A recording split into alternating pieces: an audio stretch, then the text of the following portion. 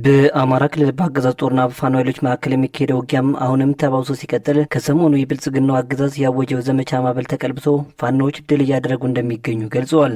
የአማራ ፋኖ በጎንደር ቀጠናም አንድ ሬጂመንት የሚሆን የብልጽግና ኃይል ሙሉ በሙሉ ማለቁን የአማራ ፋኖ አስታውቋል። በዚሁ ቀጠናም ከከፍተኛ ጀኔራሎች እስከ ተራ ወታደር ድረስ በፋኖ መደምሰሱን የተነገረው በዝርዝር እንመለከተዋለን።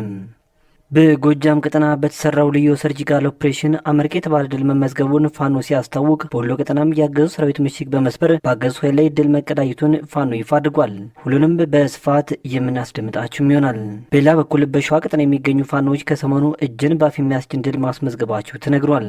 ያገዙ ሰራዊት ምሽግ በማስለቀቅ ምሽጉን ካስለቀቁ በኋላም በድጋሚ በመከላከያ ካምፕ ላይ በመግባት በርካታ ኃይልን በማስወገድ ባለቀይ ቦኔት እንዲሁም የሪፐብሊካን ጋርድ አባላቶችን ቁስለኛ ያደረጉበት ውጊያም ብዙዎችን አጃይባ አስብሏን የተባለው በዝርዝር የምንመለከተው ሌላኛው መረጃችን ነው።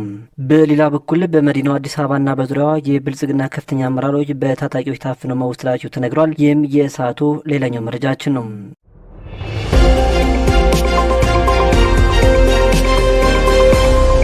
ክቡራን ቤተሰቦች በቆይታችንም ቀደም ሲል ባረስቱ ያስደመጥናችሁን ዜናዎች እንዲሁም ሌሎች መረጃዎችን ወደ እናንተ ክቡራን ቤተሰቦች በስፋት እናደርሳችኋለን። እናንተም ለቻናሉ አዲስ ከሆናችሁ ሰብስክራይብ እንዲሁም ቪዲዮ ላይክና ሼር እንድታደርጉ በትህትና እየጠየቅን በቀጥታ ወደ ዝርዝር መረጃዎች አለፍን። አብራችሁን ቆዩም።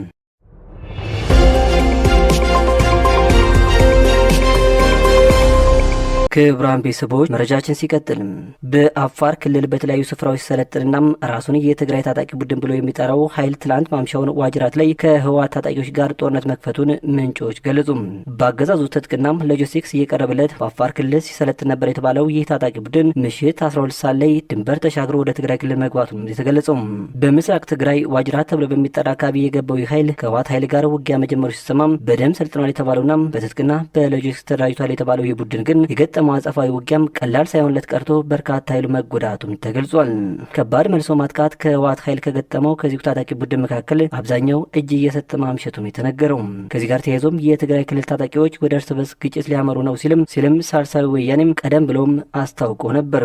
የህወሓት ክፍልን ተከትሎ ለሁለት ተከፍሎት የትግራይ ክልል ታጣቂዎች ወደ እርስ በርስ ግጭት ሊያመሩ ነው በሚል ከፍተኛ ስጋት መፈጠሩን በትግራይ በተቃዋሚነት የሚንቀሳቀሰው ሳልሳዊ ወያኔ ትግራይ አሳስቧል። ሊፈጠር የሚችለውን ቀውስ ለማስቀረትም በትግራይ ክልል ሁሉን አካታች ብሔራዊ ውይይት እንዲደረግም ፓርቲው ጥሪ አቅርቧል።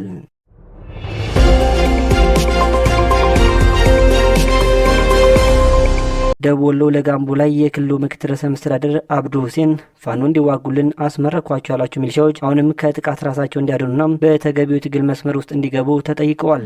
ከነፍስ ወከፍ መሳሪያም እስከ ሮኬት ከዙ 23 እስከ ጀትና ድሮን ታጥቆ ያልቻሉ አገዛዙም ምስኪን አርሶ አደሮችን ከልጆቻቸው ጋር ለማዋጋት የሚያደርገው ጥረት ሚሊሻዎችና የአካባቢው ማህበረሰብ ሊረዳው እንደሚገባም ተጠቁሟል። በሌላ በኩል የአማራ ፋኖ ብሔራዊ ኃይል ምስራቅ አማራም ሚኒሊክ እዝ የዋግሹም አድማሱ ብርጌድ ባደረሰው ጥቃት የአርቢት ምሽግን በመስበር በአገዙ ኃይል ላይ ድል መቀዳጀቱን ይፋ አድርጓል።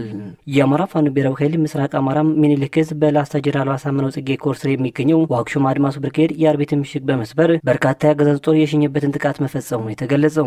በዋግምራ ዞን ዳና ወረዳም አምደወር ከተማም አቶ ያለው ወዳጅ የወረዳው ፖሊስ ጽሕፈት ቤት ኃላፊም ኮማንደር አበጃ አሰፋናም የሚኒሻ ጽሕፈት ቤት ኃላፊው ሳጅን አማረ ደሳለኝ የተባሉ የአገዛዙ ሰዎች ያስተባበሩት የደና ወረዳናም አገው ሸንጎ ሚሊሻዎች የተሳተፉበት አውደ ውጊያ ላይ የፋኖ ዋግሹም አድማሱ ብርጌድ ሻለቃ አንድ አስፋው ሻለቃም አርቢት ከምትባል ቦታ ላይ ሰኔ 23 ቀን 2017 ዓ.ም ከንጋቱ 11:30 ከቀኑ 8:15 በወሰዱት አውደ ውጊያም አርቢት የሚገኘው ምሽግ በመስበር ባገዙ በኩል 4 ኃይል ሲሸኝ በውስጥ ተጨማሪ ኃይሎችም ቁስለኛ ተደርገዋል።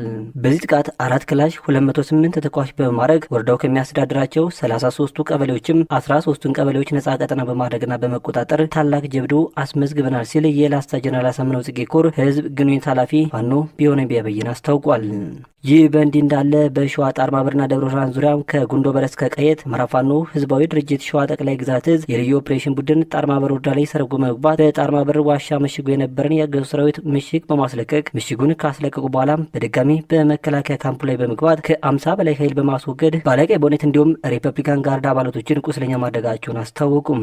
አገዛዙ የሞቱን በመቅበር ከባድ ቁስለኛ የሆኑትና ከፍተኛ ሕክምና የሚያስፈልጋቸውን ወደ ከፍተኛ ሕክምና ለመውሰድ በእጁ ያለው ጦር ለጀባ አነሳ በመሆኑም ተጨማሪ ኃይል ከደብረ ብርሃን ወደ ጣርማበር በማስገባት ቁስለኞችን ወደ ደብረ ብርሃን ጭኖ ለመውሰድ ተገዶ የነበር ሲሆን ቁስለኞቹን ይዘው ወደ ደብረ ብርሃን አጅበው በሚንቀሳቀስበት ሰዓት መረጃ ደርሳቸው የፋኖ ኃይሎች ጉንዶ ብረት ላይ ደፈጣ በማድረግ የሸዋ ጠቅላይ ግዛት እዝ የመሐመድ ቢሆነኝ ክፍለ ጦር የአስቴጎማ ተራራ ክፍለ ጦር የብሩክ ደምሴ ብርጌድ ፈጥኖ ሻለቃም በሰራዊት ላይ ባደረሱት ከፍተኛ ምት በድጋሚ ቁስለኛ ይዞ ለመሄድ የመጣው የአገዙ ሰራዊት ጉንዶ ብረት ላይ ሙትና ቁስለኛ መደረጉም ተገልጿል። እንዲሁም ለማስፈራሪነት ሲያንቀሳቅሱ የነበረው የአገዙ ሰራዊት ዙ 23 በተተኮሰበት የዲሽቃና የብሬን ጥይት ከጥቅም ውጭ ሆኗል የተባለ ሲሆን በተጨማሪም ጦሩን የተጫነበት የመከላከያ ኦራል በደረሰበት ምት ከጥቅም ውጭ ተደርጓል ሲል የአማራ ፋኖ ህዝባዊ ድርጅት ሸዋ ጠቅላይ ግዛት እዝ አስታውቋል።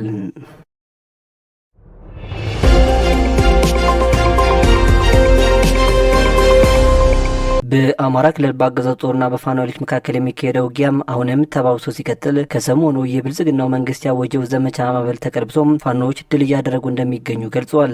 በጎንደር ቀጠናም ጣቁሳና አካባቢ ላይ አንድ ሬጅመንት የሚሆን የብልጽግና ኃይል ሙሉ በሙሉ ማለቁም ነው የተነገረው። የአማራ ፋኖ ጎንደር ጠቅላይ ግዛት እዝ ጋፋት ክፍለ ጦር በሚንቀሳቀስበት አካባቢም የፋኖ ኃይል ለመምታት ከደልጌ መኮንታም ከተንቀሳቀስም አንድ ሬጅመንት ኃይል 30 ብቻ አስቀርቶ መደምሰሱን የዙ ቃል አቀባይ ፋኖ ኪሮቤል ጎቤ አስታውቋል። በጣቁሳ ወረዳ ከደልጌ መኮንታ የተነሳ ሌላ ኃይል ወደ አሲል የጋፋት ክፍለ ጦር የጣና ብርጌድን ለማፈን ተጉዞ እንደነበር ሲገለጽ በፋኖ አጸፋዊ ምትም ሰራዊቱ ሳይወጣ ቀርቷል የተባለው። የናደው የሽሽምና የፋሲል ብርጌድ ፋኖች ደግሞ ከጫዊት እስከ ድርጌ ያለውን ሰፊ ቀጠና በመያዝ ተጨማሪ ኃይል እንዳይገባ በማድረግና ድርጌ ድረስ በመግባትም ይህንን ኃይል ከባድ ጥቃት ሲፈጽሙበት መዋላቸው ተመላክቷል። ከጠዋቱ 12 ሰዓት ጀምሮ እስከ 2 ሰዓት ድረስ በቆየው በዚያ ወደ ውጊያ ሙሉ ሬጅሜንቱን ያጣውና ቁስለኞችን መሰብሰብ ያልቻለ ቡድን ቁስለኛ አባላቱን በራሱ ጭካኔ ጨርሷቸው እንደወጣም ነው ምንጮች የገለጹትም። ይህ በእንዲህ እንዳለ የአማራ ፋኖ ብሔራዊ ኃይል በጎጃም ቀጠና ልዩ ሰርጂካል ኦፕሬሽን በመስራት አምርቅ የተባለ ድል ማስመዝገቡን አስታወቅም።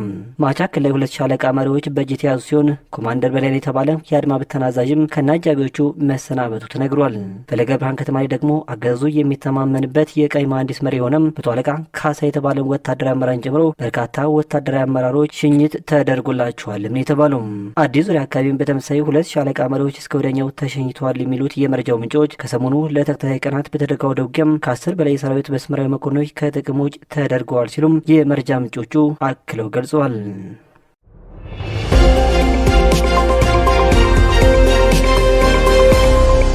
ክቡራን ቤተሰቦች ለሰዓቱ የነበሩ መረጃዎች እነኝን ይመስሉ ነበር። በቀጣይ በሌሊት ዜናዎች እንዲሁም ጥቆማዎች እስከምንገናኝ በያላችሁበት በሰላም ቆዩኝ።